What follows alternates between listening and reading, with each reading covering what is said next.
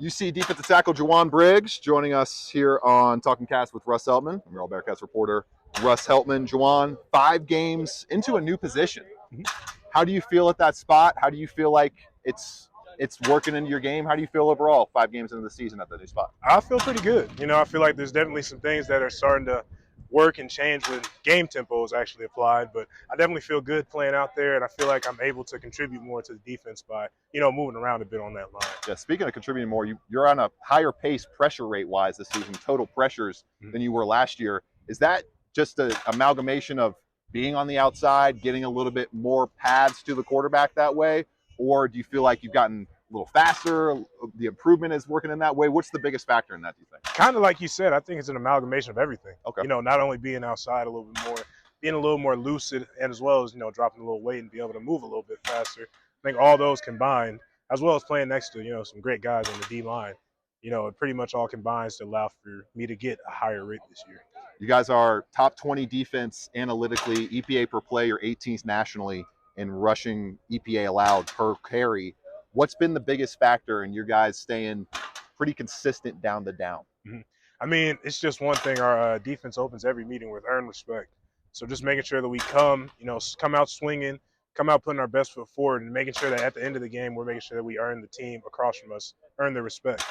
So whether that be in the run, whether that be in the defense, or whether that be in the pass. And, always we have a lot of things to clean up. But, we're just making sure that we come out there swinging. When we look at the big plays allowed, that's kind of been your guys' biggest issue this season, is those explosives, and it was unfortunately for you guys on display against BYU, most namely in that end of first half drive. Is that a factor where you guys, in terms of your responsibility in the defensive line, do you think, all right, we got to get to the quarterback faster, we got to interrupt the quarterback faster to be able to help our guys out on the back end? How does that all play together in terms of stopping those explosives? So Coach Stu always says it, once the ball leaves the quarterback's hand, it's out of our reach, it's out of our hand. So what we can do is, play the defense to the best of our ability, try to get more pressure, try to affect the quarterback more.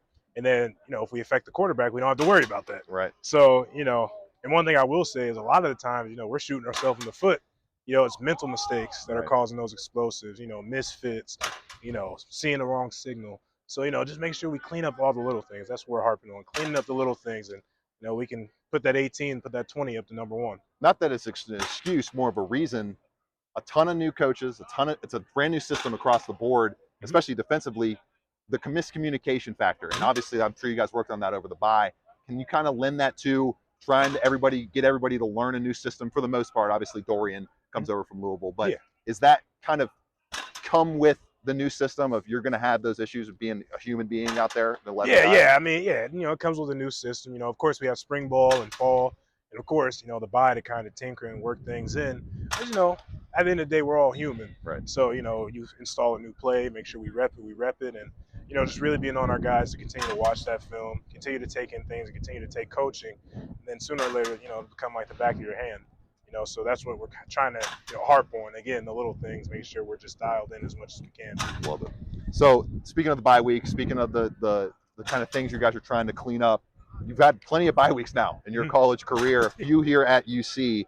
How has this one compared to prior seasons' bye weeks, especially in the fact that you guys are unfortunately on a losing streak entering a bye, as opposed to you guys haven't been on a losing streak for 3 games in this decade? Exactly. I think it's just a huge chip on the shoulder. Yeah. For me, being a senior, and also for, the team in general, this is the bye week that we really took to try to really buy in and really try to, correct this ship, because, it can go one of 2 ways. You can win them all or you can lose them all.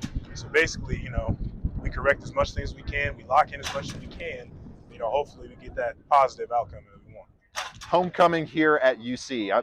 I host a podcast with former Bearcats wide receiver Dominic Goodman, and I tried to get his thoughts on homecoming when he was a player, and he was kind of like, we were kind of siloed a little bit. It's kind of just eyes focused straight ahead on the opponent that week, focused on ISU. Has that kind of been your experience here at UC, where there's a lot of fun stuff going on around homecoming, but business is business for the football team, and you kind of get to experience all that once you're wrapped up with your career and then come back? Exactly. Once we take care of business, all that, we can enjoy the fun of the city later. But right now we need to focus on winning these games.